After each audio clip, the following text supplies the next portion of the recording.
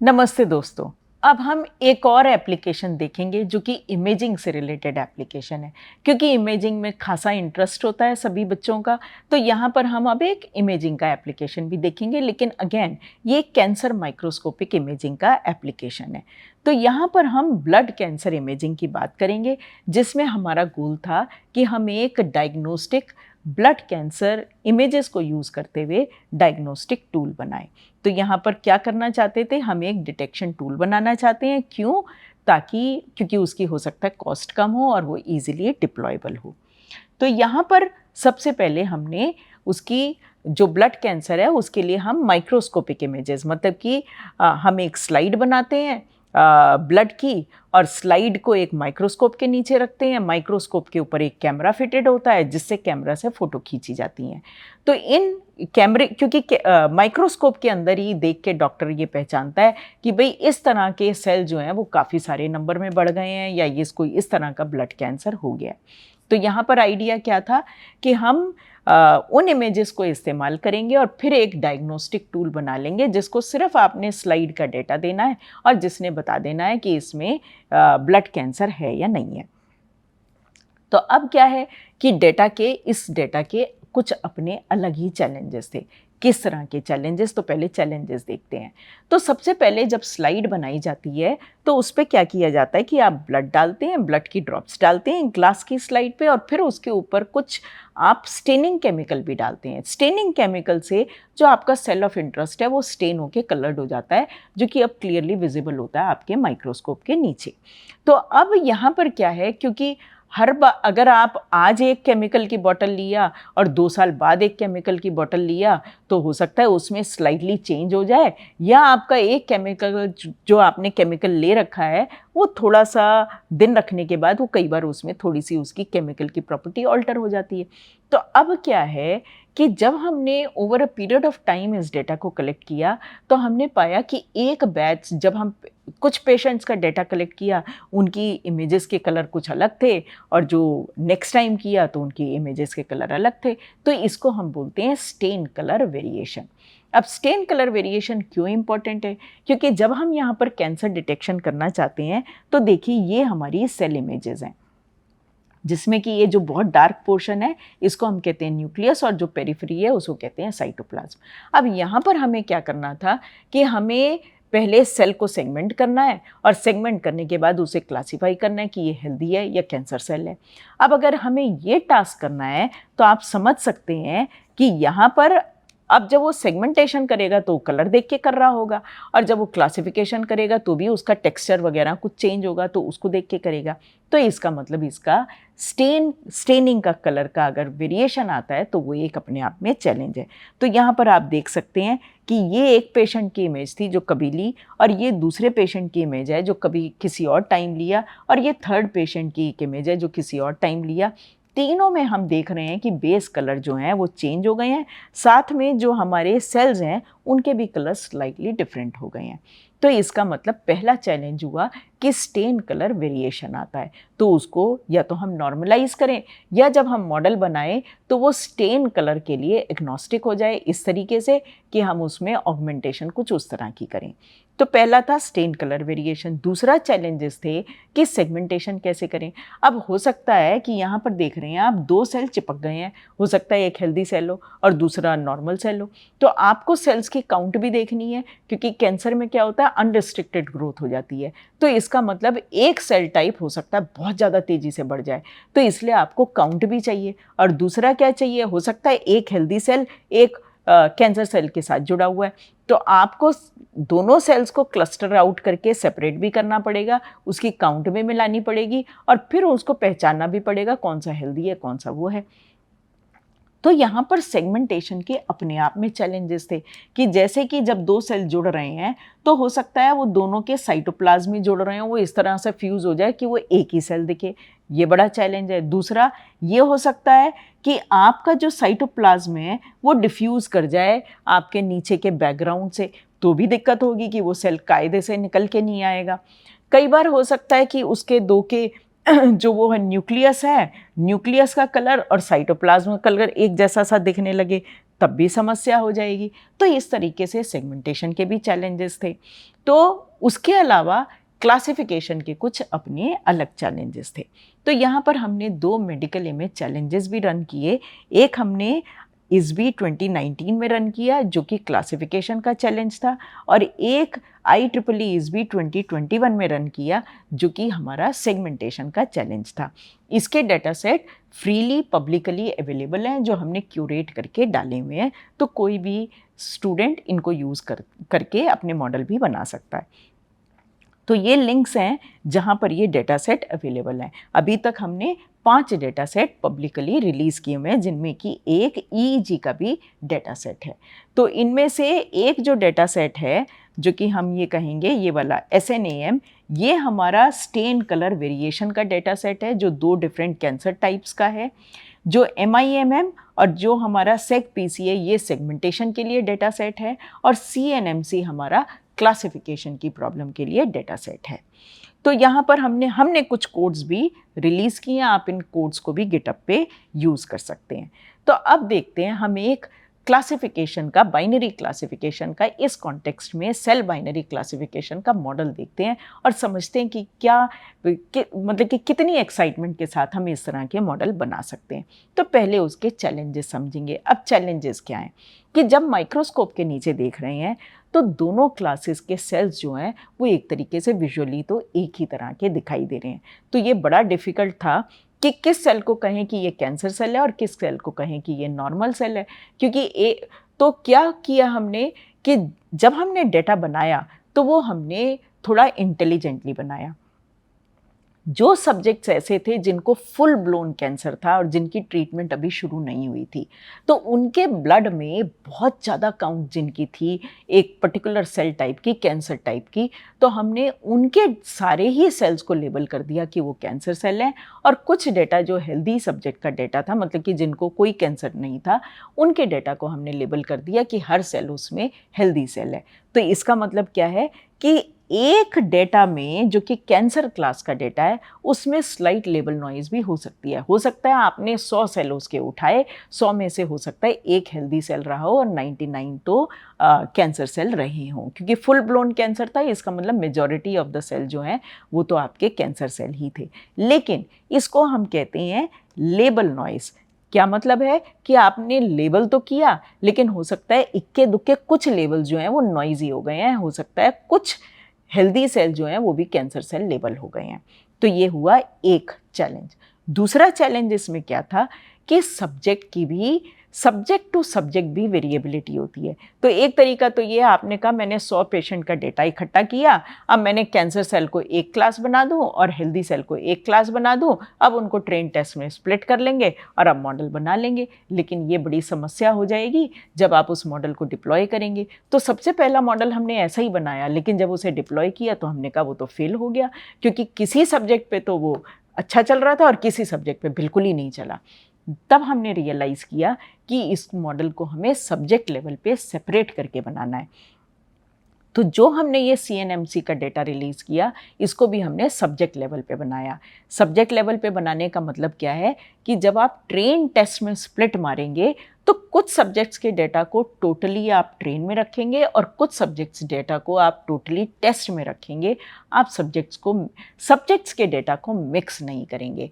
तो इस तरीके से करते हुए हमने इस मॉडल को बनाया। तो इसका मतलब ट्रेन में भी कुछ हेल्दी सब्जेक्ट्स होंगे और कुछ कैंसर के सब्जेक्ट्स होंगे, टेस्ट में भी कुछ हेल्दी सब्जेक्ट्स होंगे और कुछ कैंसर के सब्जेक्ट्स होंगे। अब डेटा यहाँ पर इम्बैलेंस्ड भी था, क्योंकि कैंसर के पेशेंट में तो बहुत सारे सेल इमेजेस मिल गई, लेकिन हेल्दी सब्जेक्ट में तो सेल की काउंट जो होगी वो नॉर्मल होगी, तो बहुत थोड़े सेल थे उस तरह के, उस टाइप के। तो इसका मतलब उस डेटा जो हमारा हेल्दी का डेटा था वो कम था और जो कैंसर का डेटा था वो हमारा ज़्यादा था। तो ये हमारे हुए क्लासिफिकेशन के चैलेंजेस। अब इसमें अगर फुली ऑटोमेटेड आपको मॉडल बनाना है तो उसमें तो क्या करेंगे, पहले आप डेटा कलेक्ट करेंगे, फिर स्टेन कलर नॉर्मलाइजेशन करेंगे, फिर सेगमेंटेशन करेंगे और एंड में आप क्लासीफायर बिल्ड करेंगे। तो हमने एक अपना स्टेन नॉर्मलाइजेशन का अपना इन हाउस काम भी किया, जो कि यहाँ पर इसका पूरा अवेलेबल है। तो इसमें हमने ये रेफरेंस इमेज ली, ये हमारी क्वेरी इमेजेस हैं। आप देख सकते हैं कि क्वेरी 1 और क्वेरी 2 के स्टेन में काफ़ी डिफरेंस है, लेकिन जब हमने नॉर्मलाइज करी तो ये हमारी दोनों इमेजेस जो हैं वो इस इमेज के काफ़ी कलर में पास आ गई, पर्टिकुलरली आपके सेल्स का कलर उनके पास आ गया। तो हमने सबसे पहले अपनी पाइपलाइन से स्टेन कलर नॉर्मलाइज किया, फिर सेगमेंट किया, सेगमेंट करने के बाद डेटा बनाया, और डेटा बनाने के बाद अब हमने क्लासिफिकेशन का आर्किटेक्चर बनाया। तो ये एक काम है जिसमें कि हमने इस आर्किटेक्चर को बनाया है। तो देखिए अब हमने यहाँ क्या किया। तो जैसा मैंने कहा था कि अब हमने सब्जेक्ट लेवल पे डेटा को बनाया। तो हमने क्या किया कि हमने 7 फोल्ड्स बनाए। हर फोल्ड में हमने नंबर ऑफ सब्जेक्ट स्पेसिफाई किए, कैंसर क्लास के कितने गए और नॉर्मल क्लास के कितने गए, लेकिन किस तरीके से। हो सकता है कि किसी सब्जेक्ट के इमेजेस में से हमें 200 सेल मिले हों और किसी एक दूसरे सब्जेक्ट की इमेजेस में से हमें कुल 50 सेल मिले हों। तो हमें लेकिन हर फोल्ड में total number of cancer cell images, individual cell images, और वो जो है हमारे पास दूसरी सेल इमेजेस वो तकरीबन बराबर रखनी थी। तो ये देखिए हमने यहाँ पर पहले फोल्ड में 13 कैंसर सब्जेक्ट्स डाले, दूसरे में 9, 9, 6, 9, इस तरीके से डिवाइड किया, सच दैट कि जब आप टोटल कैंसर इमेजेस देख रहे हैं तो तकरीबन बराबर सी हैं। आप एग्जैक्टली बराबर तो कर नहीं सकते क्योंकि सब्जेक्ट लेवल पे आप सेपरेट कर रहे हैं। इसी तरह हमने नॉर्मल क्लास के जो हेल्दी सब्जेक्ट्स थे उनको भी डाला और उनकी भी कुछ इमेजेस डाली, और टोटल हमारे पास इमेज आ गई 8491 हमारे पास कैंसर की हैं और 4037 हमारे पास हेल्दी की हैं। तो हम देख सकते हैं क्लास इम्बैलेंस है। जो टेस्ट डेटा था वो हमारा बिल्कुल सेपरेट था, उसमें 9 कैंसर सब्जेक्ट्स थे और 8 हेल्दी सब्जेक्ट्स थे, और जो टोटल हमारे पास इमेजेस थी वो हमारे पास 2586 आ गई। अब हमने क्या किया, अब हमने एक आर्किटेक्चर बनाया। नॉर्मली आप आर्किटेक्चर खुद अपना कस्टम डिज़ाइन कर सकते हैं और उसको आप अपने एप्लीकेशन डोमेन से इंस्पायर होके बना सकते हैं। तो यहाँ हमने एक आर्किटेक्चर बनाया जिसमें हमने सबसे पहला जो आर्किटेक्चर बनाया उसको हमने कहा स्टेन डीकन्वोल्यूशनल नेट आर्किटेक्चर। तो इसमें हमने क्या किया, तो आप देख रहे हैं, तो एसडी नेट आर्किटेक्चर में जो है ये हमारे पास इसमें कॉन्वोल्यूशनल लेयर्स हैं। तो ये कॉन्वोल्यूशनल, दूसरी कॉन्वोल्यूशनल, मैक्स पूल, फिर ये कॉन्वोल्यूशनल, फिर मैक्स पूल, इस तरीके से करते हुए एंड में एक बाइलीनियर पूलिंग है, और फिर हमने एक फुल्ली कनेक्टेड नेटवर्क में रेलू के बाद डाल दिया और ये सॉफ्टमैक्स लग गया एंड में, क्योंकि ये बाइनरी क्लासिफिकेशन है तो इसका मतलब आपका सिग्मॉइड से भी ये हो जाएगा। अब हमने क्या किया, इस आर्किटेक्चर, ये आर्किटेक्चर थोड़ा सा डिफरेंट था, और इस आर्किटेक्चर के हमने नॉन CNN के जो बड़े बड़े आर्किटेक्चर हैं उनसे हमने इसके पैरामीटर्स कंपेयर किए। तो हमने पाया हमारे नेटवर्क के, इसको हमने कॉल किया बेस नेटवर्क, इस बेस नेटवर्क के हमारे पैरामीटर्स जो हैं वो काफ़ी कम थे। और इसमें क्या था कि सबसे पहली लेयर जो थी वो हमने स्टेन नॉर्मलाइजेशन से इंस्पायर होते हुए स्टेन डीकन्वोल्यूशनल लेयर बनाई थी। उसके बाद हमने क्या किया, हमने कहा कि अब हम और स्टडी करते हैं कि भाई क्या पैटर्न डिफरेंट होता है। तो हमने देखा कि अगर हम जो स्टेन डीकन्वोल्यूशनल लेयर के बाद का जो डेटा इमेजेस आती हैं, अगर हम उस पर DCT लगाएं, डिस्क्रीट कोसाइन ट्रांसफॉर्म लगाएं, तो हमने देखा कि ये तो हमारा कैंसर क्लास का और नॉर्मल क्लास का, ये नॉर्मल सेल है, हेल्दी सेल है, और ये हमारा कैंसर सेल है। अगर हमने इनके ऊपर DCT लगाया तो देखिए तकरीबन एक तरह की इमेजेस आई। लेकिन अगर हमने स्टेन डीकन्वोल्यूशनल लेयर लगाने के बाद हमने हेल्दी क्लास के सेल को देखा और कैंसर क्लास के सेल का DCT लगाया तो हमने देखा पैटर्न थोड़ा सा डिफरेंट है। तो हमने कहा इसका मतलब हम एक स्टेन डीकन्वोल्यूशनल लेयर भी के बाद हम एक DCT लेयर भी लगा सकते हैं। तो अब हमने इसको कहा है SDCT नेट, कि इसके अंदर स्टेन डीकन्वोल्यूशनल लेयर भी लगी है, DCT लेयर भी लगी है, और इस तरीके से करते हुए, और यहाँ पर पहले हमारी ऑप्टिकल डेंसिटी लेयर भी लगी हुई है। अगर आप इस पेपर को पढ़ें तो इसमें इनके पूरे डिटेल्स मिल जाएंगे। उसके बाद हमने इस तरह का आर्किटेक्चर बनाया और इसमें हम सारे लेयर्स के बारे में बता रहे हैं, उनके इनपुट आउटपुट साइज़ के बारे में भी बता रहे हैं। उसके बाद हमने एक और चेंज किया, हमने कहा कि यहाँ पर जो हमारे यहाँ पर ये जो हमारा यहाँ पर बाइलिनियर पूल या यहाँ पर जो हमारे आ रहे हैं, ये जो लास्ट कॉर्न लेयर के बाद फीचर्स आ रहे हैं, इसको हम कहते हैं कई बार लेटेंट स्पेस फीचर्स, या हम इसको कहते हैं कि ये हमारे लेटेंट स्पेस फीचर्स या फाइनली फीचर्स हैं जो हमारे निकल के आए हैं। तो अब हमने क्या किया, हमने यहाँ तक के नेटवर्क को कहा कि यहाँ तक का नेटवर्क जो है, ये नेटवर्क जो हमारा था, इसको हमने कहा कि फीचर एक्सट्रैक्शन नेटवर्क है ये हमारा, ठीक है। फीचर एक्सट्रैक्शन नेटवर्क ये अलग हो गया। तो अब हमने क्या किया, हमने फीचर लर्निंग या फीचर लर्निंग सब नेटवर्क कहा। उसके बाद हमने दो तरह से अपनी पूल लगाया, एक हमने बाइलिनियर पूलिंग लगाया और एक हमने स्पेक्ट्रल एवरेज पूल लगाया। तो एक तो हमने क्या किया कि मेरे पास अगर 10 फीचर मैप आए आउटपुट पे, तो मैंने with in a feature map या विद इन अ इमेज, जो अगर 10 मेरे पास इमेजेस आ गई आउटपुट में इस तरह की, तो हम क्या किया, या तो हम फ्लैटन कर सकते हैं या हम क्या कर सकते हैं कि हर एक का हम एवरेज ले लेंगे, हर एक इमेज का एवरेज ले लेंगे और फिर उनको फ्लैटन कर देंगे। तो एक में तो हमने इस तरीके से एवरेजिंग किया और दूसरे में हमने अक्रॉस पिक्सल, ये सबका एक पिक्सल का अलग एवरेज किया, दूसरे का अलग किया, तीसरे का अलग किया और सिंगल इमेज बनाई, जिसको हमने कहा स्पेक्ट्रल एवरेजिंग। तो हमने दो तरीके से उसको पूल किया, बाइलिनियर पूलिंग किया, स्पेक्ट्रल एवरेजिंग पूलिंग किया, और दोनों को अलग अलग क्लासीफायर में, एक न्यूरल नेटवर्क था और दूसरा हमारा एसवीएम था। दोनों से हमने प्रेडिक्शंस लिया और उन प्रेडिक्शंस को हमने इंटेलिजेंटली अपने आर्किटेक्चर में इस्तेमाल किया ताकि हम फाइनल इन्फ्रेंस एक रोबस्ट निकाल सकें। तो उसके लिए देखिए हमने क्या किया। अब हमने क्या किया कि हमारा यहाँ पर जो फीचर्स आए, हमने एक तो बाइलिनियर पूल लगा के यहाँ पर ट्रेडिशनल मॉडल बनाया, और दूसरा हमने क्या किया कि इन्हीं फीचर्स को हमने नीचे प्रोपिगेट किया, और जो हमारे सैम्पल्स बिल्कुल करेक्टली प्रिडिक्ट हुए थे ट्रेनिंग के समय, सिर्फ उन्हीं सैम्पल्स को हमने इस वाले क्लासीफायर को फीड किया और उससे हमने ये एसवीएम का एक क्लासीफायर बनाया। तो एक तरीके से हम ये कह रहे हैं, यहाँ पर हमने बहुत ही क्लीन डेटा इस क्लासीफायर को दिया, क्योंकि जिनके हमारा प्रिडिक्शन बिल्कुल करेक्ट आई बहुत हाई कॉन्फिडेंस से, उन्हीं पे हमने ये वाला नीचे वाला मॉडल ट्रेन किया। तो एक तरीके से ये हमने एक बहुत ही हो सकता है कि इसमें इस वाले डेटा में बिल्कुल लेबल नॉइज़ ना रही हो और ये बहुत अच्छा डेटा हो जिस पे हमने ये वाला मॉडल ट्रेन किया। अब हमने दो अपने क्लासीफायर ट्रेन कर लिए, एक ये न्यूरल नेटवर्क वाला है और एक ये दूसरा है। पहले में हमने बाइलिनियर पूलिंग किया, दूसरे में हमने स्पेक्ट्रल एवरेजिंग किया, ताकि वो स्लाइटली डिफरेंट तरीके से भी उस डेटा को प्रोसेस कर रहा है। अब ये बनाते हुए अब हमने टेस्टिंग या इन्फरेंस टाइम पे क्या किया।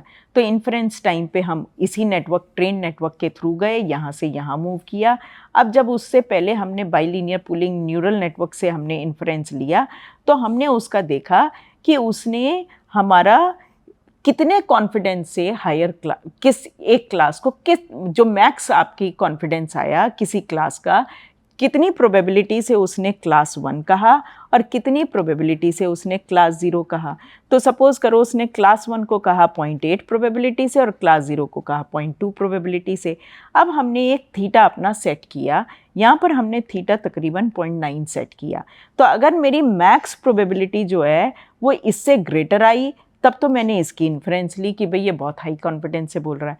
लेकिन अगर मेरी मैक्स प्रोबेबिलिटी यहाँ पर कम है, 0.8 इज़ लेस देन 0.9, अगर वो नहीं आई, तो हमने जो नीचे वाला क्लासीफायर ट्रेन किया था, हमने उस क्लासीफायर से इन्फ्रेंस ली। हमने कहा कि यहाँ पर ये वाला जो क्लासीफायर है बहुत श्योर नहीं है, क्योंकि नीचे वाला क्लासीफायर हमने बहुत अच्छे से स्ट्रॉन्ग सैम्पल्स बनाया, तो अब की बार हम इससे इन्फ्रेंस लेंगे। इसको हमने कहा SDCT ऑक्सनेट, क्योंकि एक ऑक्सिलरी क्लासीफायर भी यूज़ हो रहा है। और थीटा की हमने डिफरेंट वैल्यू ली। जब थीटा 0 है तो वो हमारा न्यूरल नेटवर्क वाला ट्रेडिशनल आर्किटेक्चर है, जब थीटा 1 है तो वो सारी की सारी इन्फ्रेंस सिर्फ ऑक्सिलरी क्लासीफायर से ले रहा है, और जब थीटा 0 to 1 के बीच में है तो वो दोनों को देखते हुए उनकी इन्फ्रेंस ले रहा है। इस डेटा सेट पे हमने एक चैलेंज भी रन किया था जो कि हमने ISB 2019 में किया था।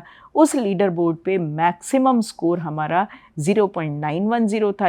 ये हमारा वेटेड F1 स्कोर है, जबकि जब हमने अपना मॉडल बनाया तो उसका स्कोर इस स्कोर को बीट कर गया, जो कि ये दर्शाता है कि एक बहुत ही अच्छा मॉडल बना। टेस्ट के सैंपल्स में हमने इंडिविजुअली भी एरर और एक्यूरेसी देखी थी।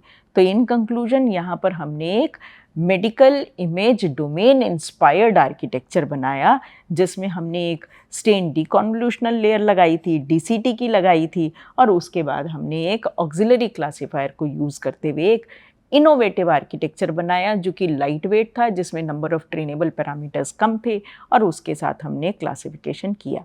इस काम के लिए, इन सभी हेल्थ केयर के कामों के लिए मैं अपने अंडर ग्रेजुएट और पोस्ट ग्रेजुएट स्टूडेंट्स के लिए हम थैंकफुल हैं, कोलैबोरेटर्स जिनके साथ हमने काम किया, जो भी हमें रिसर्च फंडिंग मिली, जो हमारे सेंटर्स हैं जो हमारे साथ एसोसिएटेड हैं, जिन्होंने हमें सपोर्ट किया, उन सभी को हम थैंक्स कहते हैं। उसके अलावा हम अपने स्टाफ की भी बहुत बहुत धन्यवाद करते हैं, क्योंकि हमारा स्टाफ ही हमारी हेल्प करता है, जिससे कि हम अपने गोल्स ऑब्जेक्टिव्स को अचीव कर पाते हैं। तो अगर आप इंटरेस्टेड हैं मशीन लर्निंग के हेल्थ केयर के कामों में, रिसर्च में हमारे साथ काम करने के लिए, तो आप हमारे साथ जुड़ सकते हैं। आप हमें इस ईमेल IDs पर लिख सकते हैं। धन्यवाद।